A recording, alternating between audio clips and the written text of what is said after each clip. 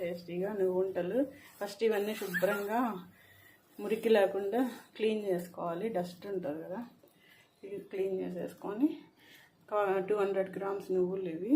దీంట్లోకి బెల్లం కొట్టి పెట్టుకున్నాను నేను.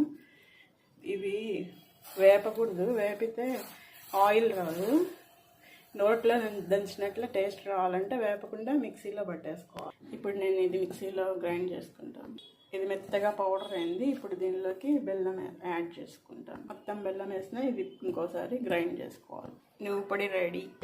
ఇప్పుడు దీన్ని ప్లేట్లోకి వేసేసుకుంటాను. ఇట్లా బాగా మిక్స్ చేసుకోవాలి. ప్లేట్లోకి వేసుకొని ఇప్పుడు ఇట్లా దీన్ని నీట్గా రౌండ్ చేసుకోవాలి. ఇట్లా అన్నీ రౌండ్స్ చేసేసుకోవాలి. ఓకే, లడ్డూలు రెడీ. ఇట్లా అన్నీ కట్టేసుకున్నా. బెల్లము టేస్ట్ చూసి మధ్యలో తక్కువైతే కలుపుకొని గ్రైండ్ చేసుకోవాలి.